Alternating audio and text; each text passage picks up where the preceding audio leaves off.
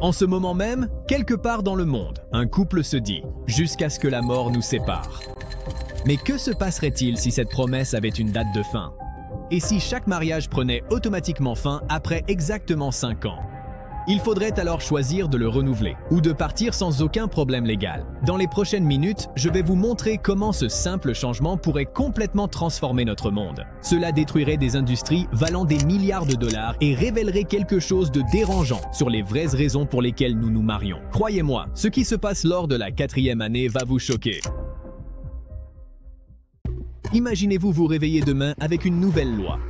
Désormais, chaque mariage est assorti d'une période de révision de 5 ans. À la fin des 5 ans, les deux partenaires doivent choisir activement de continuer. Pas de prolongation automatique, pas de divorce compliqué, juste un simple oui ou non. Ça semble raisonnable, non? Peut-être même sain? Mais voici pourquoi il est si important d'explorer cette idée. Ce n'est pas seulement une question de changer le mariage. Cela changerait la façon dont nous élevons nos enfants, gérons notre économie, construisons nos maisons et même la manière dont nous tombons amoureux. Les effets toucheraient chaque aspect de la société humaine. Plongeons dans le sujet. Dès le premier mois, l'industrie des avocats spécialisés dans le divorce s'effondrerait du jour au lendemain. On parle d'une industrie mondiale de 50 milliards de dollars qui disparaîtrait, mais il se passerait aussi quelque chose que personne n'avait prévu. Les cérémonies de mariage changeraient complètement. Fini les grandes célébrations à 30 000 dollars. Pourquoi? Parce que vous ne promettez plus le « pour toujours ». Vous promettez 5 ans. Les couples commencent à organiser des fêtes d'engagement à la place, des fêtes plus petites, plus personnelles. L'industrie du mariage perd 60% de ses revenus rien que la première année. Mais c'est là que ça devient intéressant. Les bagues de fiançailles changent aussi. Cette règle des 3 mois de salaire, fini. Les couples commencent à acheter des bagues moins chères ou à les zapper complètement. Ce n'est que pour 5 ans, disent-ils. L'industrie du diamant s'effondre. Maintenant, vous pourriez penser que cela semble libérateur, et pour certaines personnes, ça l'est. Mais regardez ce qui arrive à la façon dont les gens pensent. Les applications de rencontres voient leur nombre d'utilisateurs augmenter de 300%, mais pas à cause des célibataires, à cause des couples mariés dans leur 3e ou 4e année. Ils gardent leurs options ouvertes. Ils regardent ce qu'il y a ailleurs. Les taux d'infidélité ne font pas qu'augmenter, ils explosent. Parce que dans l'esprit des gens, ils ne trompent plus vraiment. Ils préparent leur prochaine relation. La culpabilité disparaît quand le « pour toujours » n'est plus une option. Mais attendez, voici ce qui est vraiment choquant dans cette phase. Parlons du grand sujet, les enfants. Actuellement, environ 40% des couples mariés ont des enfants dans les 3 premières années de mariage. Mais dans ce système de 5 ans, ce chiffre tombe à 11%. Pourquoi? Parce qu'avoir un enfant devient le pari ultime. Que se passe-t-il si vous avez un enfant de 2 ans lorsque le contrat se termine et que votre partenaire s'en va? Bien sûr, il existe des accords de garde, mais maintenant vous êtes un parent célibataire alors que vous aviez signé pour avoir un partenaire. Donc les couples attendent, attendent et attendent encore. Ils attendent jusqu'au 2e, voire au 3e renouvellement pour avoir des enfants. Cela signifie que la plupart des gens n'ont pas d'enfants avant le milieu ou la fin de la trentaine. Les taux de natalité chutent de 35% rien que dans la première décennie. Des pays comme le Japon et la Corée du Sud, déjà confrontés à des problèmes de population, cessent pratiquement d'exister en l'espace de 2 générations. La population mondiale commence à décliner de façon abrupte et irréversible. Mais certains couples prennent le risque d'avoir des enfants tôt, et pour eux, quelque chose d'inattendu se produit. Les psychologues identifient une nouvelle condition appelée l'emprisonnement contractuel. Ce sont des parents qui veulent désespérément quitter leur mariage, mais qui renouvellent le contrat uniquement pour le bien de leurs enfants. Ils ne restent pas ensemble parce que le divorce est difficile. Ils restent parce que partir serait trop facile et que la culpabilité serait insupportable. Ces mariages deviennent des cocottes minutes. Les signalements de violences domestiques augmentent de 28% l'année précédant le renouvellement des contrats. Les thérapeutes sont débordés. Une nouvelle spécialité apparaît, le conseil en renouvellement. Et voici le rebondissement que personne n'avait vu venir. Les enfants élevés dans ce système développent des façons complètement différentes de former des relations.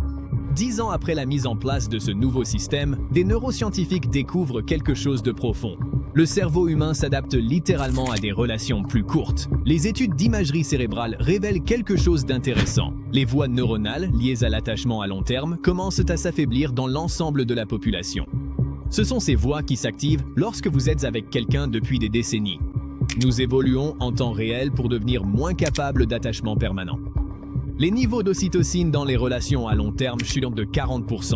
L'ocytocine est le lien chimique qui maintenait les couples unis dans les moments difficiles. Elle disparaît de notre biologie. Mais c'est là que ça devient vraiment sombre.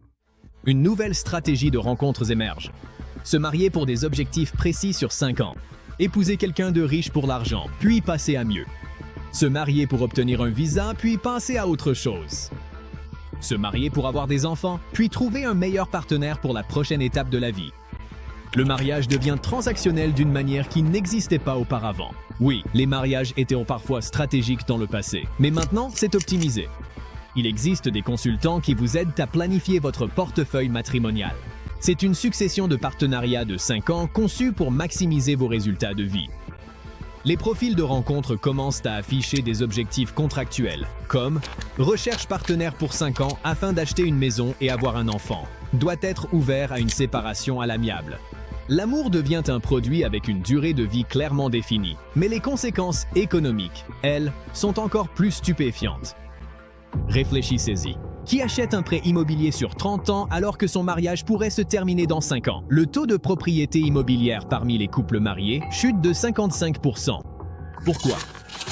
Parce que personne ne veut posséder un bien aussi important avec quelqu'un dont il pourrait se séparer dans quelques années. Les complications juridiques à elles seules sont un cauchemar. À la place, un nouveau modèle d'habitat émerge, les baux de couple à court terme, des appartements conçus pour être facilement divisés. Les services de location de meubles explosent. IKEA devient la société de meubles la plus valorisée au monde. Tout est conçu pour être temporaire et facilement partageable. Tout le concept de construire une vie à deux s'effondre parce que vous ne construisez plus rien. Vous louez toujours en location. L'assurance vie, l'assurance santé, les bénéficiaires, tout devient incroyablement compliqué. Les compagnies d'assurance commencent à proposer des contrats conditionnés au renouvellement. Les primes explosent parce que les calculs de risque deviennent ingérables. La planification de la retraite devient presque impossible. Les conseillers financiers ne peuvent plus prévoir le revenu des ménages à 5 ans. Ils ne savent même pas si leurs clients seront encore mariés. La bourse devient plus imprévisible. Le comportement des consommateurs devient impossible à prévoir. Les couples, à la 4e année, dépensent-ils plus ou économisent-ils davantage? Les économistes ne sont pas d'accord, mais voici ce que personne n'avait anticipé. Certaines industries explosent littéralement. La thérapie et le conseil en hausse de 400%. Tout le monde a besoin d'aide pour gérer les renouvellements. Les services de contrats prénuptiaux, chaque mariage en exige un désormais. C'est une industrie de 15 milliards de dollars. L'organisation de célébration de renouvellement, une nouvelle industrie qui pèse 8 milliards de dollars par an. Les applications de suivi de relations, des applis qui aident les couples à surveiller la santé de leur contrat, deviennent aussi courantes que les bracelets de suivi d'activité. Et puis, il y a les gouvernements. Les pays commencent à offrir des réductions d'impôts pour les renouvellements. Renouvelez votre mariage. Obtenez un crédit d'impôt de 5 000 $. Ils sont désespérés de stabiliser leurs systèmes sociaux en plein effondrement. Mais rien ne prépare la société à ce qui se passe lors de la 20e année. Après 2 décennies de contrats de mariage de 5 ans, les chercheurs compilent les données, et ce qu'ils découvrent bouleverse tout ce que nous pensions savoir sur les relations humaines. Voici la vérité choquante. Les couples qui renouvellent leur contrat déclarent être nettement plus heureux que ne l'étaient les couples dans des mariages traditionnels à vie. Attendez, quoi? C'est exact. Malgré tout le chaos, malgré l'effondrement économique, malgré la crise démographique, les personnes engagées dans ces relations sont en réalité plus heureuses. Pourquoi? Parce que la date d'expiration impose quelque chose que le mariage traditionnel n'a jamais fait, un choix intentionnel. Tous les 5 ans, vous devez regarder votre partenaire et le choisir consciemment à nouveau. Vous ne pouvez pas vous reposer sur vos lauriers. Vous ne pouvez pas les considérer comme acquis. Vous ne pouvez pas sombrer dans l'engourdissement confortable qui tue tant de mariages traditionnels. Les données révèlent quelque chose de remarquable. Les couples qui en sont à leur 3e, 4e ou 5e renouvellement sont ensemble depuis 15, 20, 25 ans. Ces personnes affichent des scores de satisfaction relationnelle 35% plus élevés que les mariages traditionnels de même durée. Ils se sont choisis encore et encore à chaque fois. Mais voici le revers sombre de cette révélation. Les 40% qui n'atteignent pas un second renouvellement, car ce système crée une forme brutale de sélection naturelle dans les relations. S'il y a le moindre problème, quoi que ce soit, tout s'arrête au bout de 5 ans. Pas de compromis parce que vous avez déjà tant investi. Pas de rester pour de mauvaises raisons. Cela signifie que les relations fragiles meurent rapidement, ce qui semble efficace, mais le coût humain est énorme. Des millions de personnes enchaînent des relations de 5 ans qui échouent, sans jamais vraiment trouver la bonne personne, vieillissant et devenant plus cynique à chaque rupture. Une nouvelle forme de solitude apparaît, l'anxiété du renouvellement, cette peur constante que ce contrat soit le dernier, que vous ne soyez plus désirable en vieillissant, que vous finissiez seul. Et puis, il y a la découverte finale, la plus troublante. La première génération d'enfants élevés entièrement dans ce système atteint l'âge adulte, et les psychologues découvrent qu'ils sont fondamentalement différents. Ils ne croient pas à la permanence, ni dans les relations, ni dans les carrières, ni dans les foyers, ni dans quoi que ce soit.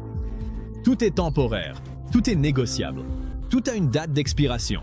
Ils sont plus flexibles et plus adaptables, mais aussi plus détachés. Ils créent des liens facilement, mais les laissent partir tout aussi aisément. La notion même de « pour toujours » leur devient étrangère.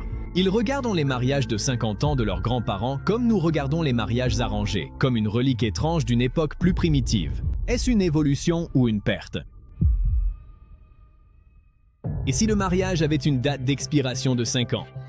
Nous vivrions dans un monde de choix constants et d'incertitudes permanentes. Un monde où l'amour serait plus intentionnel mais moins durable, où le bonheur pourrait augmenter, mais où la stabilité disparaîtrait. Nous perdrions le réconfort du « pour toujours », mais nous gagnerions la liberté de l'instant présent. Et peut-être, juste peut-être, cela nous obligerait à affronter une vérité inconfortable sur le mariage moderne. Beaucoup d'entre nous restent non pas parce qu'ils choisissent leur partenaire chaque jour. Nous restons parce que partir est tout simplement trop difficile. Ce système rendrait le départ facile et, ce faisant, il révélerait qui choisit vraiment de rester. Voici ma question pour vous. Si votre mariage devait être renouvelé demain, signeriez-vous à nouveau? Et votre partenaire? Et si vous avez hésité ne serait-ce qu'une seconde, qu'est-ce que cela vous dit?